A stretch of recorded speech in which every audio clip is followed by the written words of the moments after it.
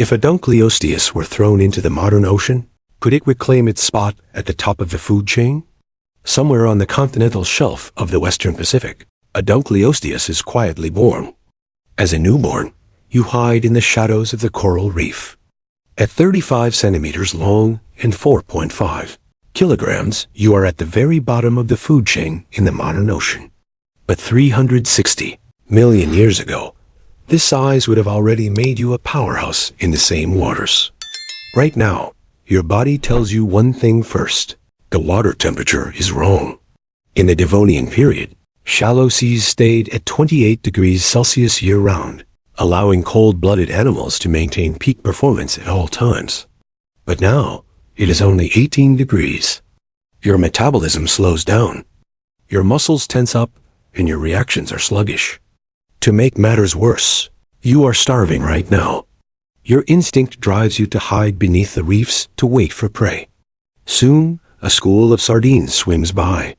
Your body springs into action, triggering the code that has been refined for 360 million years. Your caudal fin builds up power, and your body launches forward like a cannonball. Your jaws snap open, but the school of sardines scatters in an instant. You bite thin air. You don't understand what just happened. The placoderms in your ancestors' diet swam at speeds under 2.5 miles per hour, relying on their heavy armor for defense. All you had to do was charge, and bite down. The whole process took less than a second. But sardines travel at 11.2 miles per hour, and their turning radius is only a fifth of yours. You try one more time. The same buildup of power, the same burst of speed, and the same miss. Your body only knows this single way to fight. This is the perfect hunting program that your entire lineage spent 100 million years perfecting. You don't have a backup plan. But this explosive sprint is something you can only sustain for 3 seconds. Once those 3 seconds are up, you are completely exhausted, left with no choice but to watch your prey disappear into the darkness. Stubbornly, you try 10 more times. But even when you sprint with all your might, you still cannot catch up to these agile sardines. Before nightfall, you manage to find a crab in a crevice of the reef. Your jaws snap shut in 0.02 seconds and the hard shell shatters. You confirm that nothing is wrong with your body. A closing speed of 0.02 seconds and a juvenile bite force of 1,102 pounds. Every single metric is just as precise as your ancestors. You have simply brought a perfect ancient machine and been dropped into a world that no longer needs it. 6 months later, you have only grown to 1 meter long. The entire process has been incredibly agonizing.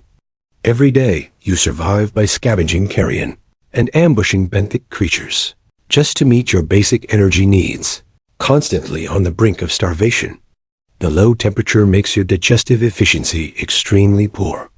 It takes 3 whole days just to digest a single marine crab. On this day, you encounter the predators of these waters for the first time. 3 black-tip reef sharks, each about 4 feet 11 inches. Your genes tell you that sharks are prey.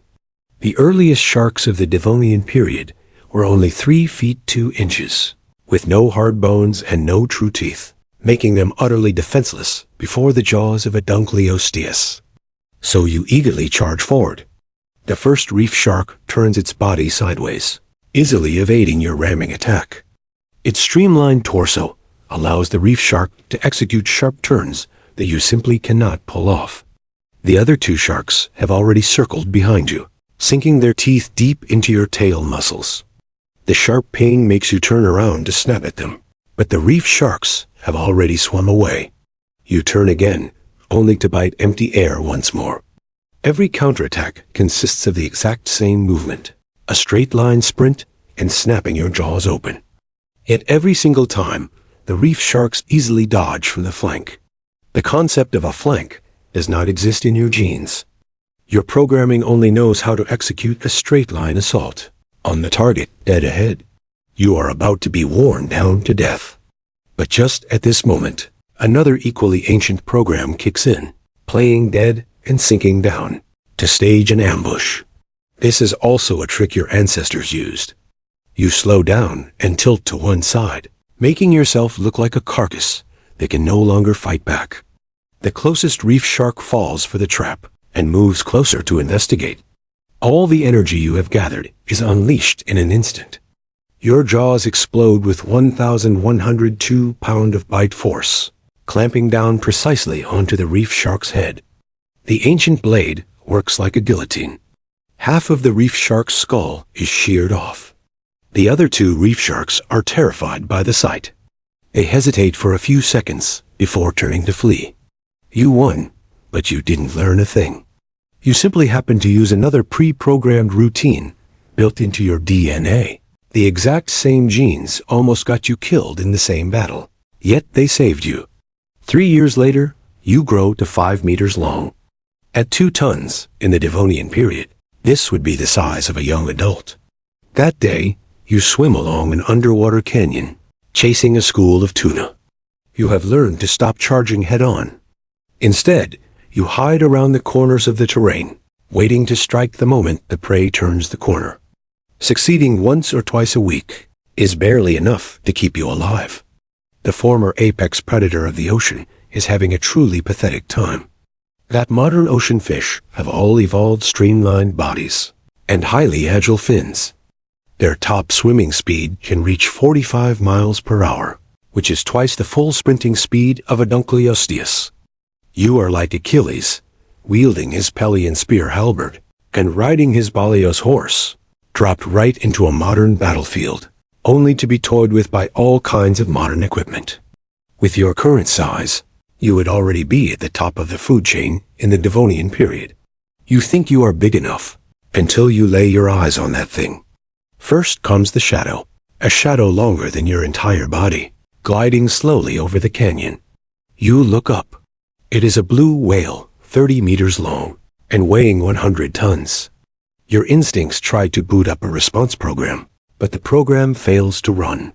Your programming only recognizes 2 types of large creatures: prey to be attacked, and predators to be avoided. The creature before you is neither.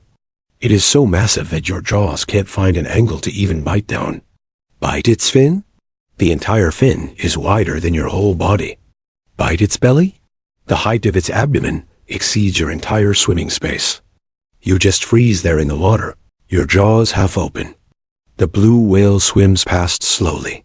As it passes by, it turns its head and glances at you. There is no hostility in that eye, no interest, and no alertness. It is pure, unadulterated disregard. With a sweep of the blue whale's tail, the current sends you rolling sideways. The blue whale doesn't look back, vanishing into the end of the canyon. You drift in place for a long time. Then you do something. You swim in the direction the blue whale left. Not out of a desire to attack. You just want to catch one more glimpse of that creature. You swim far, but you can't find it. Your DNA holds 360 million years of instinct, but not a single instinct tells you how to face something that doesn't care whether you exist or not. Another 7 years pass. You are 10 years old, 21 feet 3 inches. This is the standard full adult form of a Dunkleosteus.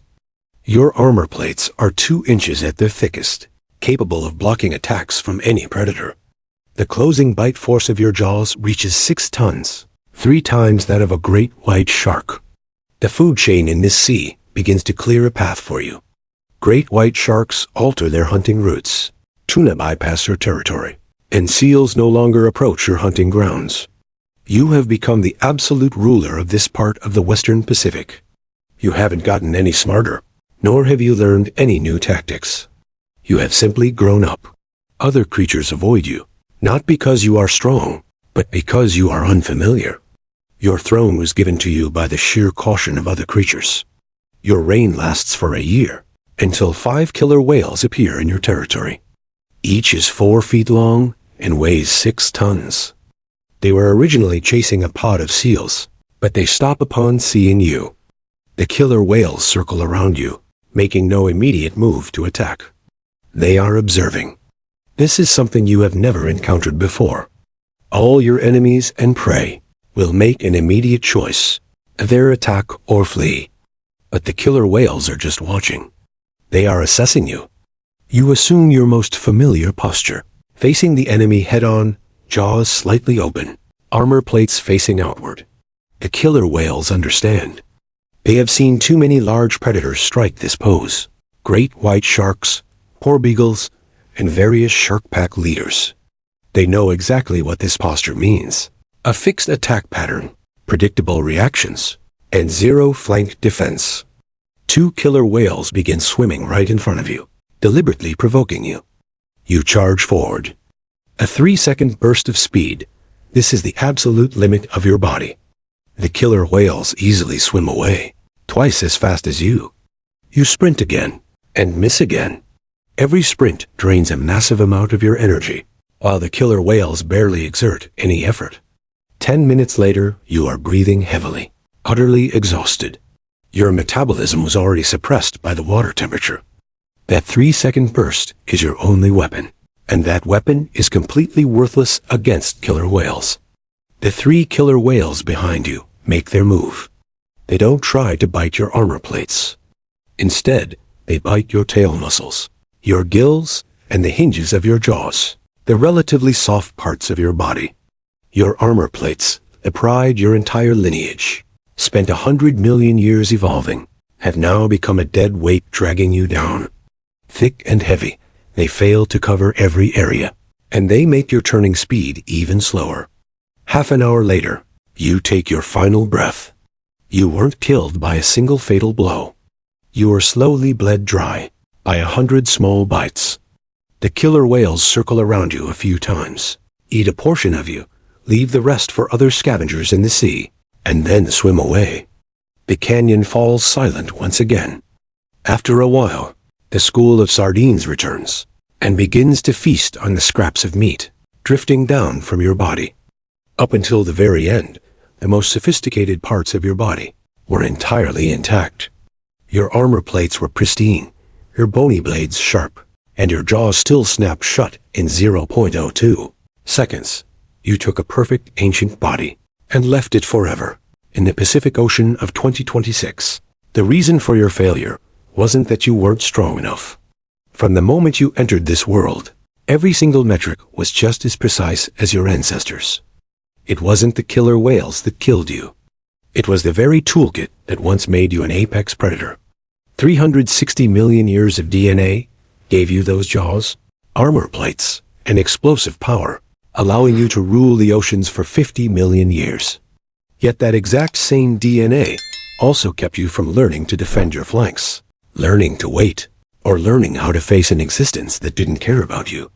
The thing that made you win is the exact same thing that made you lose.